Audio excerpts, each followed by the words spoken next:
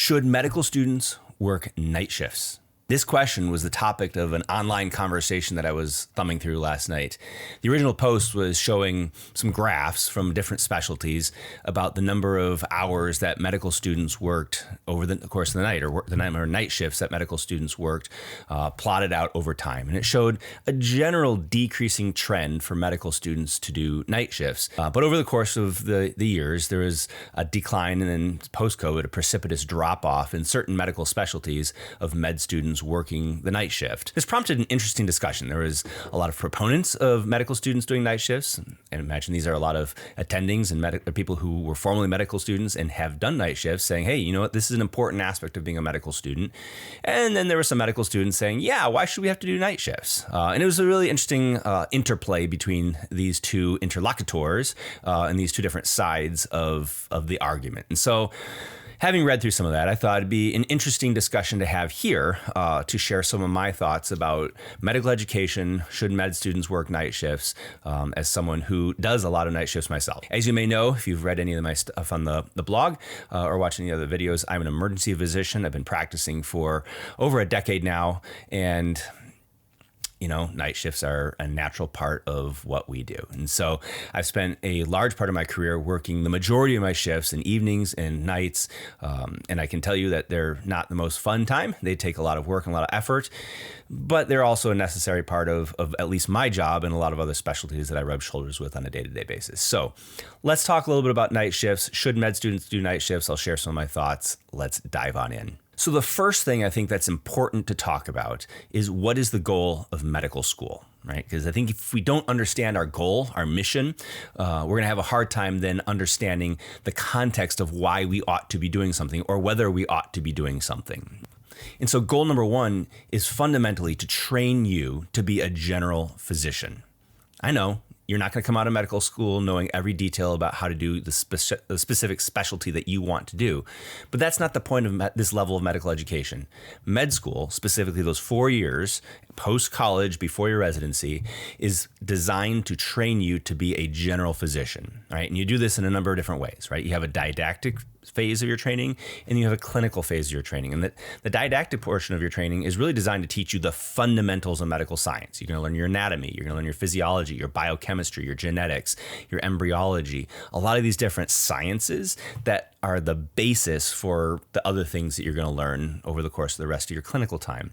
And then when you get to the clinical years, having learned all the basics, right, and having started to learn the fundamentals of disease and the fundamentals of therapeutics, then it's time to learn how to apply those. Because what it looks like in a patient is very different than what it looks like in a textbook, right? And it takes a different skill set to be able to listen to a story that a patient gives, interpret that story, and turn that into a differential diagnosis, turn it into an ultimate diagnosis using your diagnostic tools, and then translate that into a therapeutic strategy for someone who then has to go live with that disease, right? That's a very unique skill set.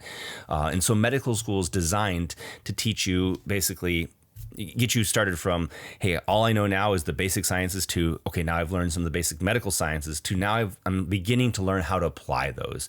And then residency after that is, then how do I apply this in the specific area that I want to go into and train for the rest of my life? The second part of medical education is really to give you a broad understanding of medicine as an industry, or medicine as a field, and then help you really decide what specialty you want to go into over the course of the rest of your training and the rest of your career. So it's going to kind of set you up for those next phases. This is why third years spend a lot of time on the wards, going through a variety of different specialty, from surgery to medicine to pediatrics to obstetrics to you name it, right?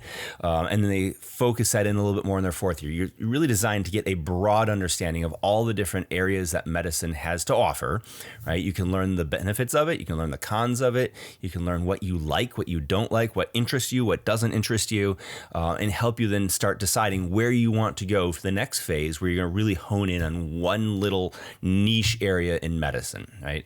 And then ultimately, it's going to set you up for hopefully a long and fulfilling career in medicine that's going to last you 30, 40 years down the road as you basically make this your life's work. And so there's going to be various less medical aspects of your medical training that are going to dive into this aspect of it. And so, I think it's important to have some business, training or understanding in medical school. I know that's not left out, or that's left out a lot of curriculums, just probably due to time, maybe a little bit of understanding of finance. But there's also going to be some element of understanding research, because that's a vital part of what you do. Even if you don't research, you need to learn how to interpret and understand papers so you can make good medical decisions. And then you need to learn, how do I take care of a patient? How do I just talk to someone? How do I share bad news? How do I do this at 2 a.m? How do I do this in the 2 p.m? Because all these are very different skill sets that I need to have as a physician, as a general physician, going out there, because this is what I'm going to be doing for the rest of my life. And I really need to have a good, clear understanding of what that looks like. So having looked at the goals of medical school, now I think it's helpful to turn our attention to why should you work night shifts? And the first and most obvious answer is it helps you pick your specialty, right? Yeah, I'll admit there's probably not a lot of the good core learning of how to apply medical science at night. You don't want to really necessarily learn the fundamentals of DKA management at 2 a.m, right? Maybe there's time that allows you to do that, but really that's best learned during the day when your mind is sharp and fresh. But having had to do that at night, you realize that there's unique challenges and complexities, right? And you get to see specialties that do things at night, right? Emergency medicine, my specialty is a very good example. A lot of what we do is at night. And so being able to work the night shifts helps you understand this is what an emergency physician does, right? And when you go into the wards, you realize, okay, an hospitalist or an internist, they have to work days, they have to work nights. Same with pediatrics. It helps you understand, okay, this is the specialty that I want to do. Or conversely, you can say, I absolutely hate this. And I understand it's necessary, but I hate this. And so I want to find a specialty where I can focus most of my time and attention in a specific block of the day, day shift. Or if I want to go into a particular specialty, internal medicine, pediatrics, whatever, I want to choose a job that really doesn't require me to work the night shift long term, right? And this gives you a really broad understanding of what you do and don't want to do, and helps you narrow in on that specialty, because some of these non-tangibles are just as important as what type of medicine do you get to practice. Do you get to do surgery? Do you get to do some thought process medicine with the internal medicine side of things? Do you get to do procedures? Are you thinking, like all these different things that come into a decision? How do you live your life around medicine is one of those big important factors that you need to consider. And then secondly is, if you do choose a specialty that works during the course of nights, it's really helpful to have a thorough understanding of what you're getting yourself into. By the time you've matched, right, the die is pretty much cast, the course is pretty much set, this is what you're going to do. Now, there is some opportunity for course correction, right? There are a number of people that I've interacted with over the course of the year who started in one specialty and said, this is not for me. And the earlier you figure that out, the easier it is to kind of reverse course and to change things up. You can do it. I've seen people go all the way through a residency and say, I just can't do this. And they switch it up and they do something else. And obviously it takes away time from, the rest of your career. And it costs money, to do that. People are hesitant to have you say, I'm going to train in something else now. So the earlier you find some of these things out, the better. And when I was a medical student, or I say getting into medical school, I kind of had this idea I wanted to do emergency medicine. In my college years, I worked as a volunteer fireman in EMT and absolutely loved it, and thought that emergency medicine was going to be the next natural iteration of doing that emergency level work. And, essentially it was. And what I fell in love with was this idea of, I have a skill set where I can come in without being flustered and help someone in their time of great need and be able to provide a meaningful impact. I did that in the pre-hospital setting, and now I can do that in the hospital setting. I did 4 rotations in emergency medicine as a medical student. Absolutely loved every moment of it. And I had a decent understanding of what it was to be in emergency medicine, but it wasn't really until I got into my intern year where I started realizing, man, all the intricacies of what this career path meant for me, and that it has meant over the course of the last, decade and a half that I've been doing this. And one of the things that I found frustrating now, this many years removed, is I have to work on evenings, and I have to work on weekends, and I have to work overnight. And I didn't realize this as a 20-year-old, and now that I'm much farther along than that, it's one of those things that's just kind of the annoyance factor. It's helpful early on to experience a lot of these things, to talk to people who are in these things, to experientially live this, right? To realize what it means to kind of miss out on some events with your friends because you have to go to work. So that it gives you a really clear and crystal clear understanding of what you're getting into over the course of the rest of your career. And so, yeah, I think nights are important. It teaches you what you do and don't want to do. And when you hone in on what you do want to do, it gives you a very clear-eyed understanding so you're not disappointed or disillusioned once you start getting further into that. So the final thing I want to talk about is maybe some objections, right? So why wouldn't you want to work nights? Or some of the things that I saw on this online thread about, well, I don't want to work nights because of these things, right? And the first one is nights are hard, right? And this is one of that kind of reading between the lines is what I surmise. If you really ask people, well, why don't you want to work nights? I think it's this. Nights are hard. They're oftentimes not fun. Don't get me wrong. We have a lot of fun on nights. The night crew is a unique crew of people, a bunch of folks that I love hanging out with. A lot of the logistical headaches that happen during the day kind of disappear at night. And so there's a little bit more freedom to be able to just kind of let your guard down, just have some fun, be able to take care of patients and do kind of what you need to do to practice medicine. So it's a little bit more true medicine at night, but they're hard. It's hard to set what you want to do aside, right? It's hard to prepare to go to sleep in the day, to get yourself ready to be up all night. It's really hard to slog through it all night, especially once you hit that 5 a.m. mark and you're really trying to stay awake and try to stay focused and not make mistakes. And then you go home and you have to recover, right? You have to sleep most of the next day. And, all of a sudden, one day's worth of work has become 2 to 3 days worth of just prep, doing, and then recovering. And so, yeah, they're not fun. Ultimately, they're hard. They take away from some other things that I want to do in my non-medical life. Just because something's hard doesn't mean we shouldn't do it. In fact, when we do things that are hard, it helps build and train the experiential understanding, but also the resilience that's necessary to be a physician. Secondly, under the hard part, and I don't want to sound like the old curmudgeon-y, attending, but if you want to be one of us, you kind of have to do what we do. It really doesn't pay well in any area to come in and say, hey, I want to do what you're doing. I want to be one of you, but I don't want to do the work to get here, right? Pick any other pathway, right? Say, hey, I want to be part of this team, but I don't want to do the work of the team. That's not really a recipe of success to really build relationships and kind of, ingratiate yourself to your colleagues. And so, yeah, I get it. Nights are hard. They're not fun. Put on a cheerful attitude, put on a smile, come on in, join us. Let's get after it. The second objection is, hey, I'm paying for this medical school thing. I shouldn't have to work nights because this isn't really helping me at all. And after all, I'm paying, and so you owe me, right? I understand a little bit of this one. Medical school is expensive. Students want to make sure they're maximizing their dollar, right? Make sure they're maximizing their experience. And they don't want to necessarily be paying to do things that are unpleasant, right? I get it. I don't want to pay to do things that I don't have to do. And I don't want to pay to do things that I find unpleasant. And because if I'm not getting paid to do something, well, why should I do that thing? But I think we need to take a step back and think more broadly. What is medical education, right? Medical education, the thing that you're paying for, is basically saying, you have something that I value, so I'm going to give you money for that thing, right? So that I can have it because I value that and I think that it's going to create some value in my life. And so in medical education, they say, hey, look, I just got out of college. I need training to do something. I want to be a physician. I think there's value in being a physician. It's going to provide personal fulfillment. It's going to provide monetary, resources for me, whatever the case may be. But I need to have this next level certification, right? I need to get this degree, this diploma at this medical school to be able to do the thing that I want to do. That has a certain value, and I'm going to pay for that to get that.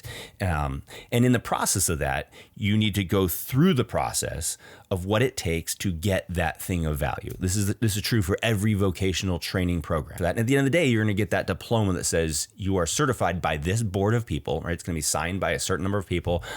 And that certification means that you have fulfilled the requirements and the obligations of that training program, and you're now competent to do the thing that training program is training you to do, right? And so in medical school, you're basically paying, and I hate to say it as simply as you're paying for your diploma, but in essence you are, right? You're paying to have the experts that this school has collected to to pour into you, to develop into you the things that you need to know to become a competent physician, right? And at the end of the day, we will give you a piece of paper that says you have become a competent physician by fulfilling the requirements that we think are necessary to do that. And so I don't really fundamentally care if you don't like it. If the board of the school, right, if the educationary, curriculum committee has decided that this thing is necessary to be a physician, that's the thing, right? And this is always an area that's open for discussion, open for debate, and some of these debates are good, right? And in our residency that I've been involved in, we've had this discussion over many, many years, and like we've adjusted our curriculum at the request of the residents, using some of the wisdom of the people who've been through it, and the faculty and the different leaders of the residency program, we come to some agreement of this is what we think is important. That evolves over time. So I get that part. So at the end of the day, it's not really up to the student to decide what is important, what should be learned, and what doesn't need to be learned. That's up to the educational committee. And if you don't like it, I'm sorry, but that's just part of what it means to go through this training program. And if that's what you want, if you want the outcome at the end of the day, you want to pay for that, great. And the final objection is, well, what if I don't want to go into a specialty that requires me to work night shifts? What if I want to go into something like ophthalmology or dermatology, where it's a predominantly day shift thing, right? What if, even in that practice, what if I only want to work day shifts and I don't want to do any night shifts? Well, that's great. I'm really happy for you if you want to do that, and if that's the specialty you go into. Just because I work nights doesn't mean that everyone has to work nights. But I would challenge that thinking a little bit in saying that most specialties have a night shift component to it, right? Radiologists got to read films overnight. Dermatologists, you got to be on call overnight. Now, granted, the call volume is going to be a lot less for certain specialties than, let's say cardiology or, surgery or things like that. Those calls overnight are going to be probably more challenging than some of the other specialties. But at the end of the day, if you want to go into a specialty that doesn't have call or doesn't work overnight, great. But working night shifts is going to help you really discover that. And in the course of your training, right, you're going to have to do this, whether you go into these specialties or not. And even in those specialties, there's going to be a part of that training pathway where you're going to have to be working night shifts. We call ophthalmologists in all the time overnight, and you're going to have to do this for a period of time. And so I think part of that training in medical school and in residency is going to involve night shifts. So if you don't want to do it at the end of the day, great, happy for you. I really hope you enjoy that career pathway. I honestly do. But you're going to have to go through it for a period of time. And I don't see why medical school needs to be, any different. So to wrap things up, if you're a student watching this, if you're a resident and attending, whoever you are, I think it's important that medical students do night shifts. Yeah, we don't need to overburden medical students with, a ton of night shifts, right? But it is an important aspect of learning what it is like to be a physician. It's important that we put medical trainees in situations that are going to help them learn medicine and do that under various different environmental situations and under various different stressors.